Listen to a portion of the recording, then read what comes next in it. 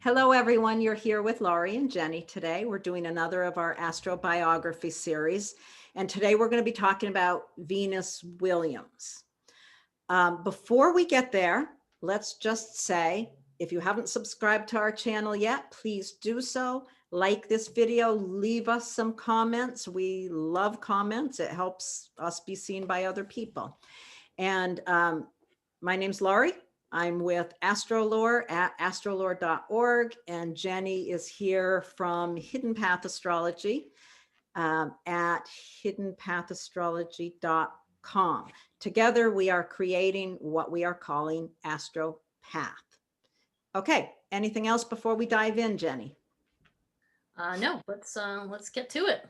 Okay, so we're talking, like I said, about Venus Williams. We're going to kind of go at it the way we have with most of our astrobiographies. We're going to talk about the midheaven itself, because that's where we know about people in the public eye. We're going to talk about the ascendant in terms of the person's personality. And we're going to talk about kind of the sun-moon blend, how those work together.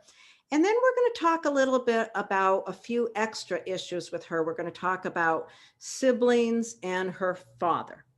Now, as far as watching a documentary about Venus Williams, what we really recommend is that movie called King Richard on HBO Max. There's a lot of other information you can get. There's another documentary, I think, on HBO Max about, is it about Venus Williams herself or both sisters? No, it's actually about Serena, her sister. Oh, so we'll okay. talk a tad more about that one when we get into Serena's chart next time. Okay. Yeah. Yeah. So our intention is to talk about Venus today, and then we're going to do one about Serena next time.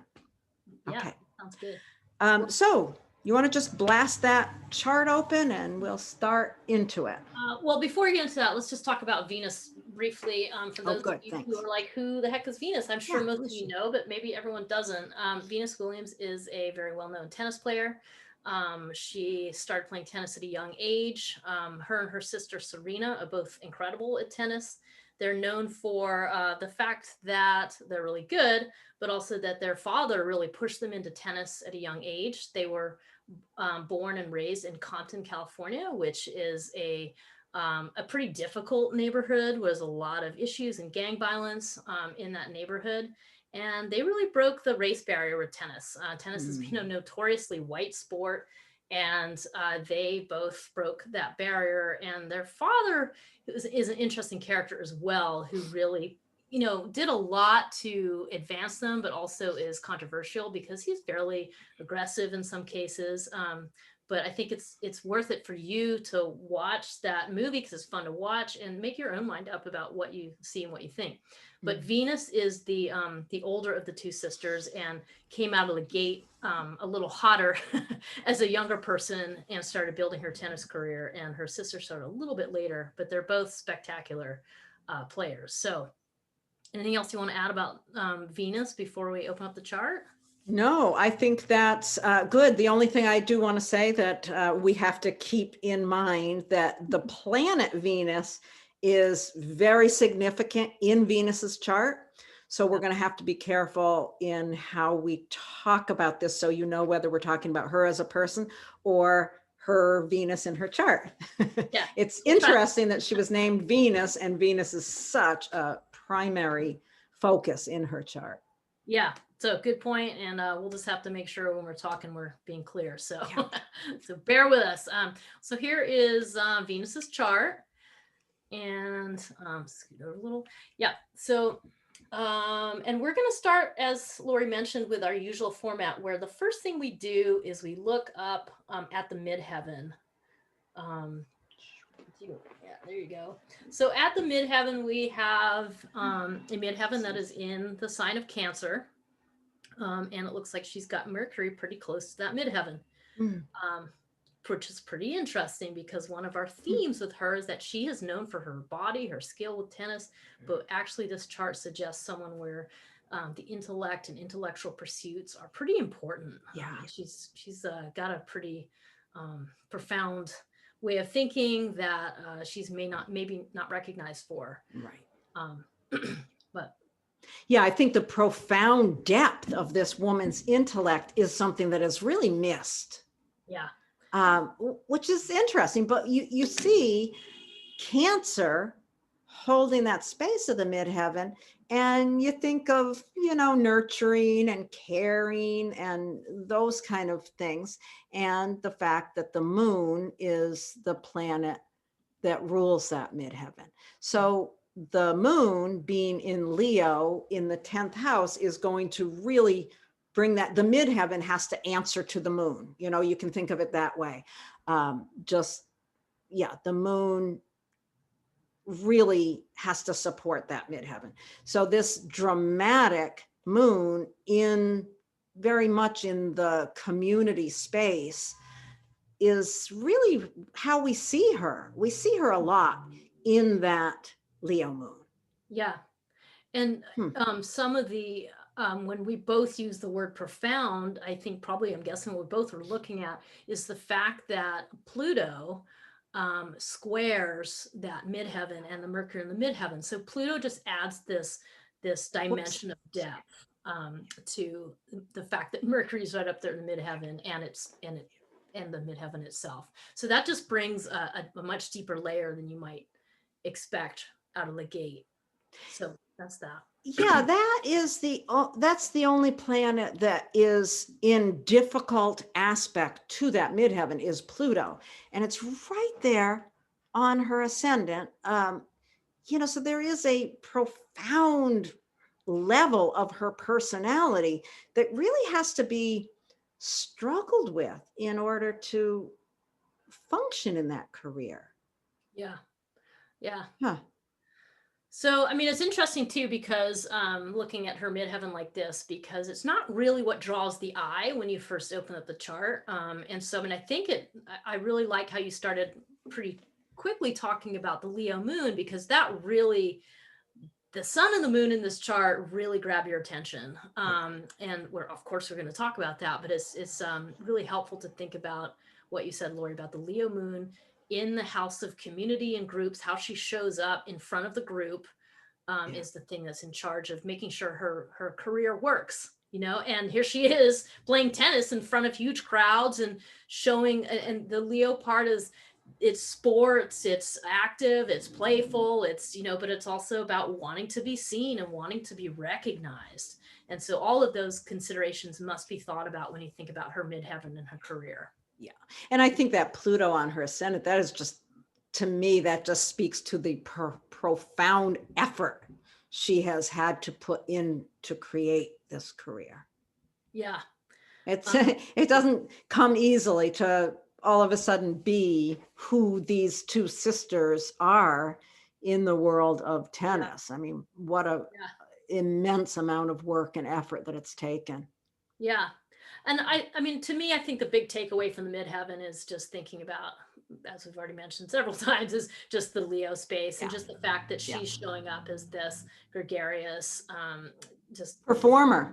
Yeah, the performer, right in front of the crowd there, and that's what we see. And also, the moon is tied to the North Node, which is just kind of underscores the idea that this is what part of her work is about, is showing up in front of the crowd. Right. Yes. Yeah. Showing up in front of the crowd in a generous, dramatic, expressive manner. Yeah. And through her vocation, because of the 10th house. So that's what I think that we could probably move on. I think we can move right on from that and looking at the ascendant, which brings us right back to the fact that Pluto is conjunct that ascendant. Now, one of the things, whenever I see Libra on the ascendant, I always have this thought of the intellect, because it is, because it's an air sign. So the intellect being kind of not as obvious as it might otherwise be, because Libra is, trying to please others, and it doesn't show up with the directness of the intellect that I see in that. I'm not articulating that well at all. But with Pluto right there as well, it just brings the power of the personality into view. Yeah, and let's take a minute to Hmm. think for a second, for those of you Yeah. watching this, what Libra's about. And when you have Libra on the ascendant, you have a person whose part of their life direction is about finding harmony and balance and some sort of way of just kind of making peace with what's going on in the world. And that's what you can think about. It's an air sign, so it's chatty and it's wants to kind of relate to other people, Yeah. but it's not going to be super deep by itself. But then when you add Pluto to that mix, it really Right. adds the layer of empowerment, the possibility of this person to, through her relationships, make a really big impact, Yeah. right? I mean, that's Yeah. so if you thinking about the ascendant as what direction is this person's life is it going in? So being even minded and even keeled is really important to her. And I also just love the idea that Libra's all about rivals. You can't have a debate or you can't have a scale with only Yeah. one scale. I mean, you've got to have two scales balancing it. So there's Yeah. something, the fact that she has these rivals in tennis, I think is a really eloquent description of this particular Yeah. sign. And then you bring in the ruling planet being the planet Venus. And that Venus being in Gemini, that brings in even more of the dual nature. The rivalry, I think, is crucially important. And yeah, that Venus also in an air sign. There's the intellect showing up again. And I also the trine aspect between those two. Yeah. You've got that trining Yeah. the Yeah. Venus So Sun conjunction. this is quite a powerful air emphasis then. So you got to think about all the things that air is about, and air is it doesn't necessarily go into the heart of the matter. It just wants to kind of get along with people and unify people through ideas, and it really brings in the intellect, as you were saying in the beginning, Lori, like the importance of her intellect, and that's being a bit overlooked, and because of her pursuits through athleticism. So I that. just noticed those two both sextile the moon and the north node, Yeah. So what just an influx bringing of that. energy. Yeah. I I mean, mean, that's one really simple thing to look at here is just looking at the aspect grid. Look mhm, at it, it's full. mhm. Sometimes you see charts where there's a few aspects here and there. This is like, oh my goodness, there is a lot of complexity and a lot of moving pieces here. Yeah. This is not a simple story. Yeah. And what I find the contrast here is we've talked about, the air and its desire to be likable and all these things, but then you have Pluto conjuncting the ascendant. But what you also have is that the planet Venus is retrograde. Right. And that is a Right. really important point. That planet Venus, it rules her ascendant, is right next to the sun, and it's retrograde. So that really brings in some other dimension to Venus. Rather than being like this, hey, everybody, like happy go lucky, get along, Right. there's a real need to go deep and to struggle and wrestle with the issues of connection with other people and to Yeah. kind of And have a battle there, right? yeah, and not doing it the way it's expected of you in your culture, in your, who you show up in the world. Anytime one of the inner planets is retrograde, there's something about that energy that is just functioning in a way that is not anticipated. Right. And this is when I just think of this young Black girl. And, when she was pretty young, like I think 8, 9 years old, showing up on the tennis courts with her Right. kind of beat up racket and just Right. not looking like everybody else.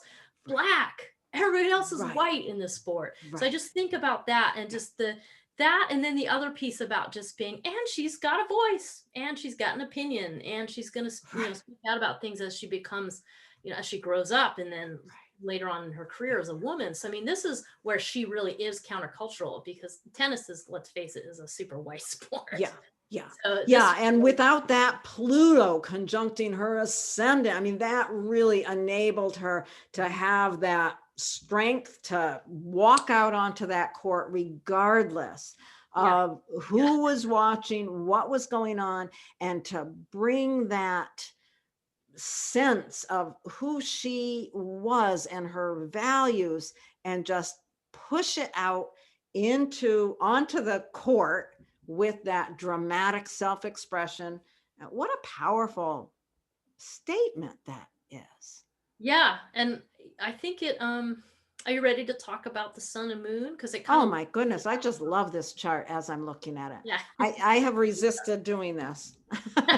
It's Jenny because will it's tell you. sports, not sex. Yeah, I'm not real into sports, so it took me a while. It's like, okay, Jenny, we'll do the Williams sisters. But here And I'm we glad are. we did, because I do think there's a lot about this, not just about sports. It's about Right. breaking barriers. It's about Yeah. being a strong, powerful, fit woman in a culture that Yeah. does not value that. Yeah. Muscly and big, and and Right. is so much. Yeah. That's all that Venus retrograde really symbolizes, a lot of those things. Yeah. And Um, yeah, watching the movie really helped me, yeah, just understand. I mean, I just don't pay attention to sports.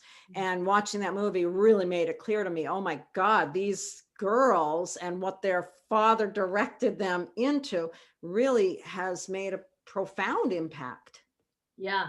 way beyond sports. Exactly. I mean, they're both very well known. But I think where the conversation kind of started leading me was just thinking a little bit more about, we've addressed the midheaven, we've addressed the ascendant, and now just talking a bit more about the sun and the moon together, and that Mm, little triangle that you had just drawn. It made me realize that the thing is about Venus's chart is there's something really lovely about the way that she can show up in front of the community. I know she's done some work with girls and some kids camps. I'm not entirely sure of the amount she's done that, but nonetheless, what I wanted to get across is, like, as she shows up in front of these groups and teaches girls about being strong in your body, being fit, playing tennis, she's also teaching them how to have friendships, how to really connect mm, with one another, and how to have, like, a playful competitive scuffle, but that person can also be your friend, and in her case, your sister. There's something right. really powerful about that your rival is not your enemy.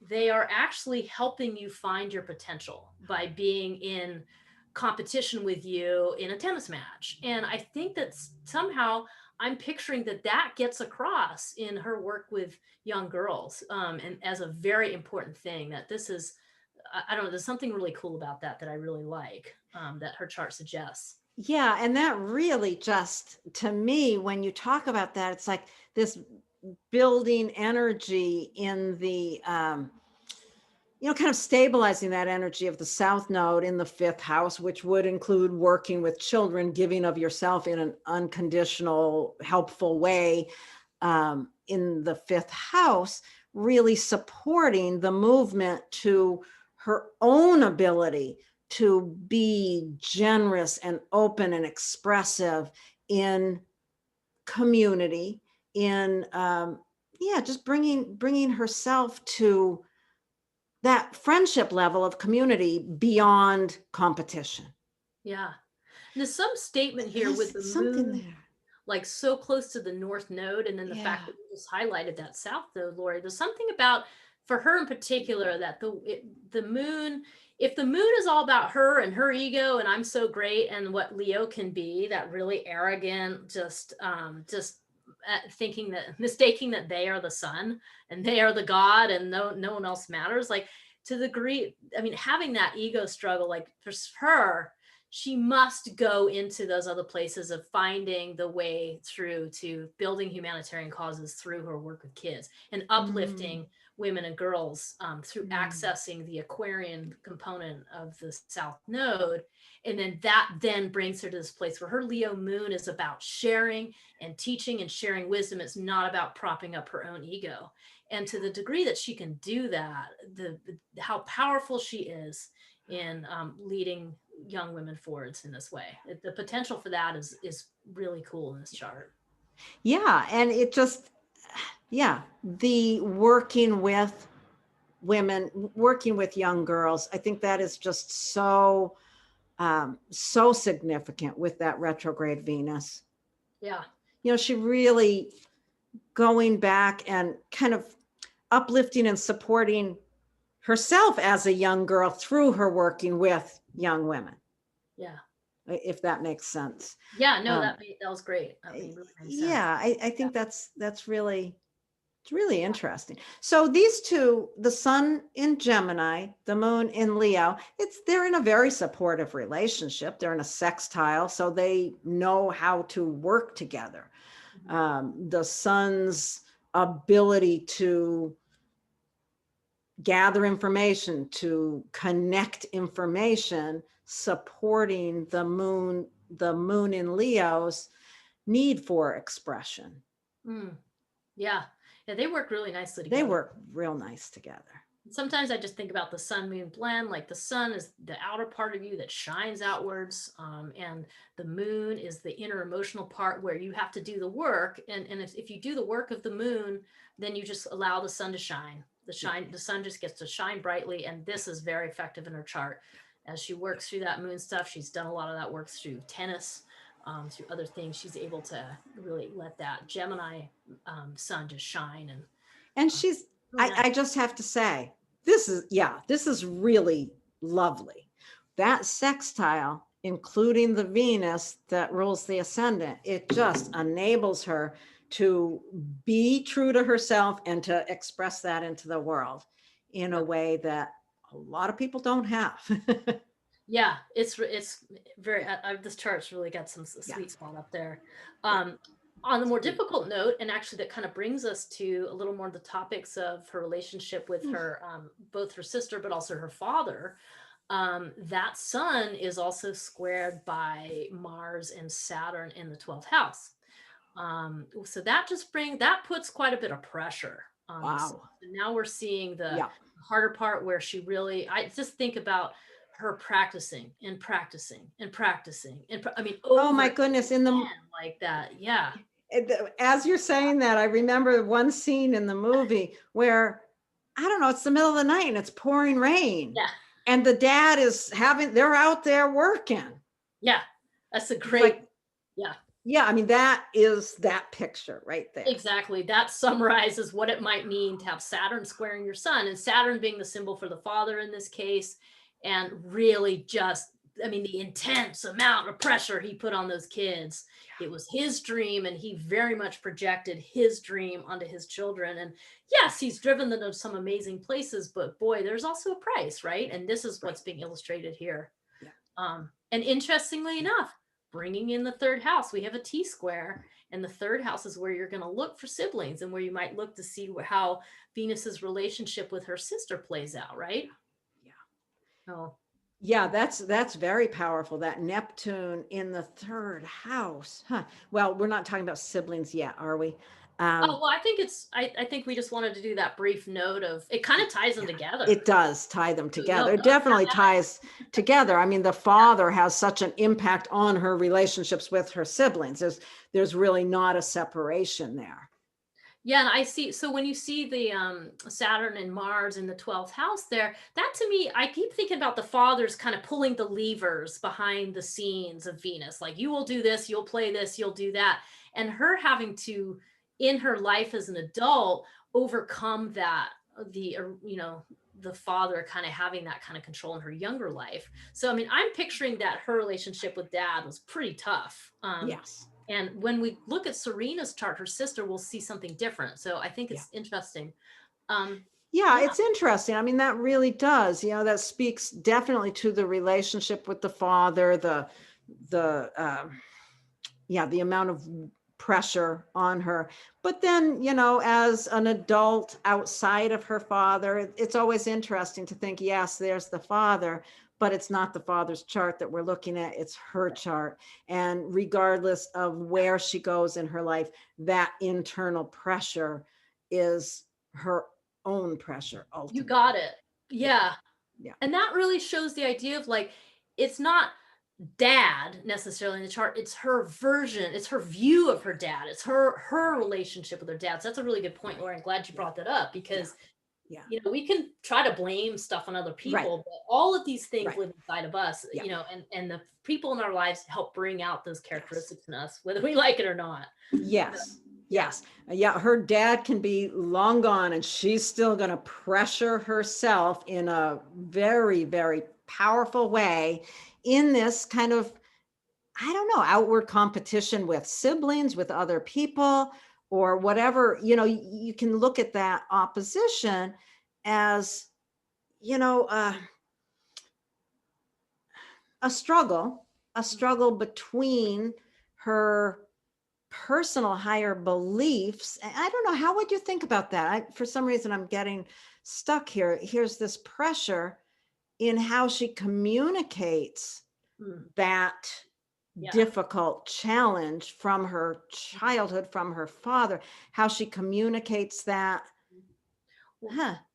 I just think of that as the I- idealism. If I practice and I work hard, I'm going to be the best. I'm going to be the best player. I'm going to be a star. I okay. mean, I think there's some of the Okay. idealism of Neptune down in Yeah. that third house, and kind of that the purpose for the work is to Uh, kind of bring in this, like, I mean, remember when you're a little kid and you're like, I want to be a tennis star, or whatever, a right. ballerina, or whatever it is, and you're in this dream space. I think that's Oh, what oh, I that. love it that you brought that in, because yes, absolutely. That's the internal pressure of the dream, which she inherited from her father and was her sister's as well.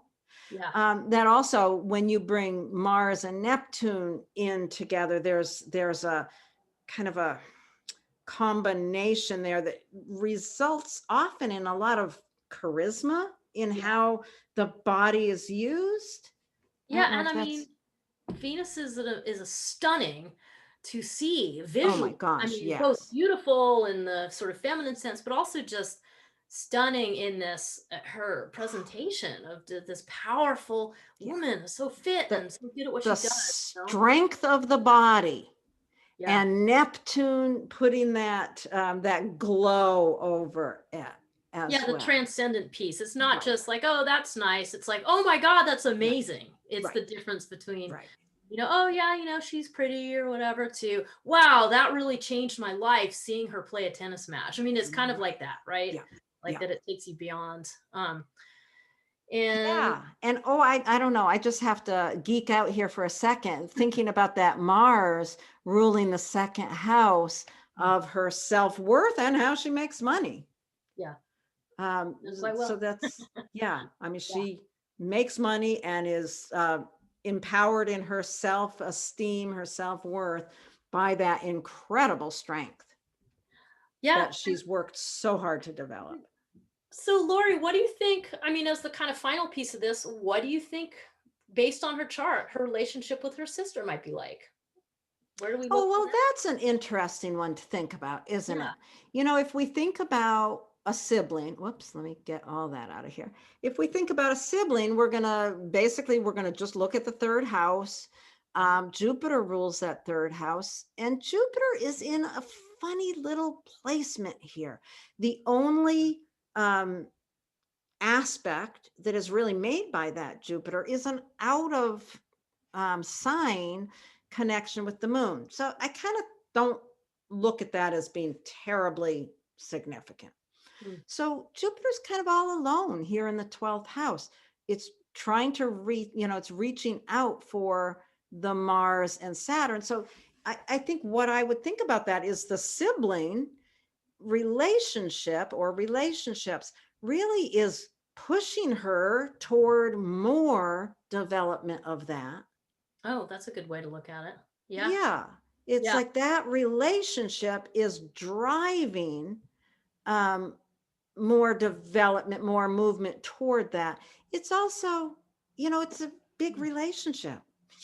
Jupiter expands whatever it touches. So there is an expansion of understanding, I think, probably between the siblings as well. What do you think? Yeah. How Well, would you look at that? I like how you mentioned in the beginning, like when you said, well, it's an out of sign conjunction, and what you see here is the moon is reaching towards Jupiter because the moon moves faster than Jupiter.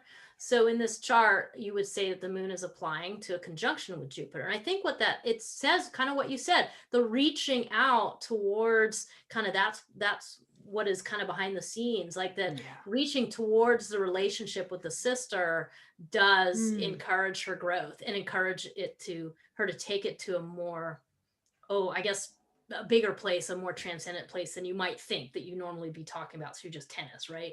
It kind of is this striving. So that's the first thing. Did you want to add to that? I have something else that just um see if I can catch it. A thought went through my mind about that Jupiter being in the 12th house. Let me see if I can catch it. Um, just the expansion of understanding. If you think Yeah. about Jupiter in the 12th house and thinking about that as just some information, some understanding that is kind of innate, and Neptune in that third house as well, I think there is probably a underlying understanding between these two women that is quite profound. And I'll tell you what it's about when you're saying that. Some of it's about the ability to suffer, that working that hard in your body, it is painful and it's Yes. a long commitment. And Yes. it also means sacrifice because you're not going to be able to have a Yes. normal life where you're going to have all this time for your family and all this time for fun and all this time for friends. You're not going to have time for that. So there's a sacrifice that's involved that is shared with the sister. And there's a Yes. sense of being able to suffer with Mars and Saturn in the 12th house too. I dare say Venus can put herself through a lot. But also, I really like how you brought in the Neptune in the third house. That's also what we want to think about with what planets are in the house of siblings here. And so it's a little bit of like things are other than they seem. And Yeah. I would think that how I'd interpret that is you might think, gosh, those two are at each other's throats. They have to play tennis against each other. They've been rivals with each other their whole lives. Like, how can they possibly get along? And I think the truth is they profoundly love Adore each each other. other. Yeah, and Absolutely. really support each other. So I think that might be the things other than they seem, which you can kind of think about with Neptune. Absolutely. When you see Neptune somewhere, Yeah. what is Yeah. different than it might seem like? And that's what I would Yeah. interpret. Yeah. Um, I like that. yeah, and as a final note, I would say sometimes you could use the seventh house when you're talking about close siblings because it is that original one-on-one relationship when they're kids, especially. And with Mars ruling that, that just kind of underscores everything we just said. Their Yeah. ability to push Yeah. each other, their abilities to suffer and sacrifice together, Yeah. kind of underscores all that. So Yeah. that's And what I I. also, I just wanted to add that I really appreciated our thinking about this little grouping of planets as in motion. I think it's really important as we work with charts to realize that this is, I heard someone describe it recently as a chart being a snapshot of a dance. And really understanding it is a snapshot and those planets are in motion. And when we talk about that the moon is reaching out to Jupiter and Jupiter is reaching out to these planets, I think that's a really important thing to be able to understand and see when you're looking at the chart is where things are going, what they're reaching for, what they're moving away from. And that gives us a lot more of a deep understanding of the person who was born at this moment. Yeah, that's Yeah. great. Well, anything else you want to say about this chart? I think we've done a pretty deep job of covering the chart. I think that this is really, really, really fascinating. I guess that's all I want to say. I want to say that a few other things that I did want to say is that this is a very mutable chart. There's a Oh, lot of mutable energy in this chart, which although she's got a cardinal rising sign, so in a lot of ways, it seems like, there's that strength of the personality and we're going to do what we need to do. And with Pluto there, it's like there's power and intensity right here. But at the same time, underlying all of this, there's a lot of ability to adapt. yeah. And I think that softens the chart some. And I love the fact that she supports younger women in her sport. Yeah. I may become a fan of sports. Oh, You never yeah, know. I think overall this is a very a study in air and fire working together. A little bit of a study of understanding Venus retrograde. It's a potent planet in the chart here, so something to think about with that. And And it's I like very what, much, oh, you know, it's a day chart. It's very much out in the world. I mean, this is a woman whose life is being played out on stage. yeah, absolutely. Yeah. Yeah, and I think so the interesting part of this is our plan is to do Serena Williams' chart next, and we're going to see something very different, which is cool because they have parallel careers, and astrology is fascinating. Her chart, Serena's chart, is in most ways nothing like Venus's. There's a couple similarities. Venus also being a very powerful planet in both Venus and Serena's chart, which we'll get to. But I'm excited for you all to check out the other kind of side of like, well, they have similar careers, they must have similar astrology. Not so. So very excited to kind of have that conversation. Yeah, they have similar careers. They grew up in the same household. They had the same dynamic father raising them and getting them out there on that court in the middle of the night in the rain to work. That's right. Yeah, I'm excited to look at the next one. I hope we can do it soon. Yeah. All right. All right. Thank you, everyone. Thank you. Have a Yeah, wonderful thank you. day. Bye, Thanks. Jenny. Bye.